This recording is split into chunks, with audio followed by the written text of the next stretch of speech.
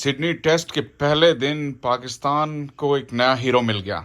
जी हाँ, आमिर जमाल ने क्या ज़बरदस्त बैटिंग की, क्या ज़बरदस्त उन्होंने काउंटर अटैक किया और पाकिस्तान की टीम जो एक मौके पर बहुत मुश्किल में फंस चुकी थी उसको उन्होंने निकाला। और आखिरी विकेट की यादगार उनकी पार्टनरशिप थी मीर हमजा के साथ। इससे पहले रिजवान और सलमान अली आगा ने भी बहुत ही ज़बरदस्त काउंटर अटैकिंग इनिंग्स खेली, लेकिन जो लेट मिडल ऑर्डर कोलैप्स हुआ तो पाकिस्तान के 9 खिलाड़ी आउट हो चुके थे और वहां से आमिर जमाल और मीर हमजा ने इनिंग्स को 313 तक पहुंचाया। उससे पहले पाकिस्तान के 47 पर 4 और 96 पर 5 आउट हो चुके थे।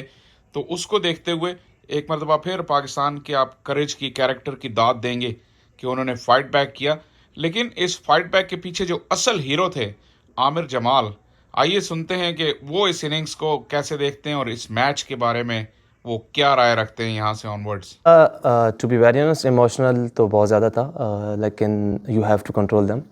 आपने अपने इमोशंस और फीलिंग्स अपने कंट्रोल में रखनी होती हैं, तो इससे बड़ी और खुशी नहीं हो सकती। शायद मेरा जब टेस्ट टीम में पहली दफ़ा नाम आया था तो मैंने सबसे पहले यही बात कही थी कि मेरे 1 रन हो या 10 रन हो, वो मेरी परफॉर्मेंस से पाकिस्तान टीम को फ़ायदा हो, और इस चीज़ का अल्हम्दुलिल्लाह कि आज हुआ है, तो मैं उस चीज़ पे बहुत ज़्यादा खुश हूँ। नहीं, मुझे था, क्योंकि हमारी जितनी भी डिस्कशन होती है कि जब भी हमारा 7-8 आता है तो वो बाउंसर स्टार्ट कर देते हैं। तो इस दफ़ा मैंने जो बाहर मैंने इशारा किया था वो मैं बता के गया था कि मैंने कहा जो मर्ज़ी कर लें, आज जिधर भी बॉल लगेगी मैं जाऊँगा, बाउंसर खेलूँगा आज। देखें, मेरा हमेशा से हार्ड वर्क पे बिलीव रहा है, हमेशा से।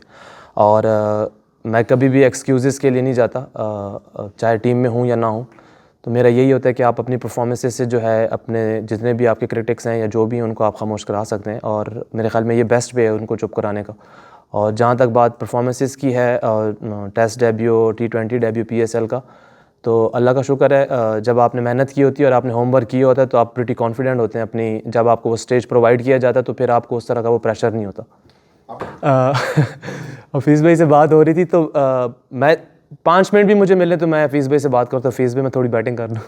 तो वो मुझे कहते हैं कि कर लो। तो हमेशा वो, मतलब वो फिर उन्होंने मिसाल भी दी थी एक, तो खैर मैं चाह रहा था कि मैं वो पेस खेलूँ, मतलब पेस से थोड़ा हो रहा था मुझे, तो वो चीज़ को मैं मेंटली अपने ऊपर वो सवार करना नहीं चाह रहा था। तो वो आज मैंने 18 यार्ड्स की पिच के ऊपर मैंने प्रैक्टिस की थी, जिससे मेरे ख्याल में मुझे काफ़ी एज मिला था। और वो जो सेलिब्रेशन थी, वो सेलिब्रेशन मेरी अपने बैटिंग असिस्टेंट कोच जो हमारे शाहिद भाई हैं, क्योंकि अभी मेरी बैटिंग आई नहीं थी तो मैं उनसे तकरीबन कोई 45 मिनट बैठ के बात कर रहा था। तो मैं उनसे कुछ पर्सनल चीज़ें वो शेयर कर रहा था जिसकी वजह से मैं स्ट्रगल कर रहा था बैटिंग में। तो वो मेरे साथ बैठे थे, वो हमेशा से मुझे गाइड करते हैं, जब भी मुझे मिलते हैं, जब भी हमारी बैटिंग की बात होती है तो हमेशा से वो गाइड करते हैं। तो आज उनके साथ बैठ के वो जो 45 मिनट थे ना, मेरे ख्याल में वो मुझे उस चीज़ से बाहर ले आया कि जिस चीज़ में मैं फंसा हुआ था, तो वो उनके लिए इशारा था इस वजह से। जी बिल्कुल, स्टार्ट में बॉल, क्योंकि नया बॉल ऑब्वियसली सीम राउंड भी हो रहा था, स्विंग भी हो रहा होता है, तो मेरे ख़्याल में मैं कहूँगा साइम को बहुत अच्छा बॉल पड़ गया था, और अब्दुल्ला से नहीं हो सका, हार्ड लक उसके लिए। अब दूसरा ये है कि बाबर भाई बहुत अच्छा खेल रहे थे, और मेरे ख़्याल में आज भी उसको हम कहेंगे कि वो अनलकी रहे, शायद अंपायर्स कॉल हो सकती थी लेकिन नहीं हो सकी। तो जिस तरह आज वो कम्पैक्ट खेल रहे थे तो हमें था कि इंशाल्लाह आज वो, मतलब स्कोर तो वो कर रहे हैं, 30, 40, 35 तो वो कर रहे हैं, बस ये नहीं है कि वो कर भी नहीं रहे। लेकिन बाद में पिच का बिहेवियर डेफिनेटली चेंज होता है, पहले आवर में, दूसरे आवर में चेंज हो जाता है हर दफ़ा। धूप पड़ती रहती तो उससे थोड़ा सा स्लो हो जाता है, थोड़ा सा हार्ड हो जाता है, तो बॉल जो है वो बैट पे आना बहुत अच्छा शुरू हो जाता है। तो अभी as compare to first hour before lunch, मेरे ख्याल में अभी जो था पिच, उसका बिहेवियर ये था कि वो काफ़ी स्लो हो गया होता। नहीं, मेरी मीर हमजा से जो बात हो रही थी वो उनसे यही हो रही थी, मैं चाह रहा था कि मैं उनको सिर्फ 1 से 2 बॉल दूँ। जब वो मुझे लगेगा कि हाँ वो कॉन्फिडेंट है, अब 3 बॉल रोक सकते हैं, 4 रोक सकते हैं, तो फिर मैं उनको उस हिसाब से करता।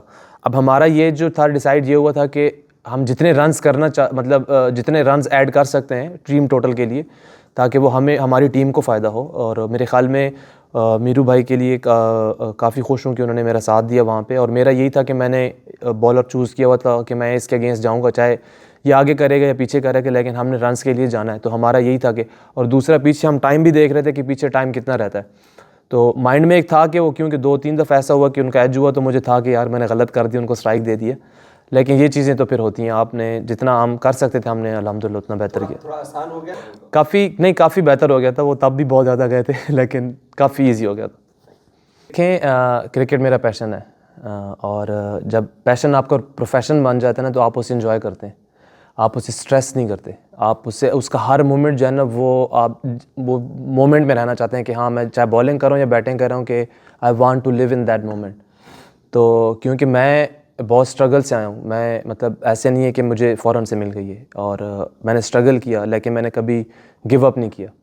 तो अभी every stage means a lot for me, it mean world to me. जो भी अपॉर्चुनिटी होती है मेरी 100% ये कोशिश होती है, क्योंकि जो मेरा पर्सनल माइलस्टोन था वो पाकिस्तान टीम तक पहुंचना था। उसके बाद आपके पर्सनल माइलस्टोन्स हैं वो साइड पे हो जाते हैं। अब जो मेरा माइलस्टोन है वो जितनी भी परफॉर्मेंसेस हैं वो पाकिस्तान के लिए, मेरा मेन माइलस्टोन ये होगा कि जितने भी मेरा फोकस है, जो भी परफॉर्मेंसेस हैं वो पाकिस्तान टीम के लिए।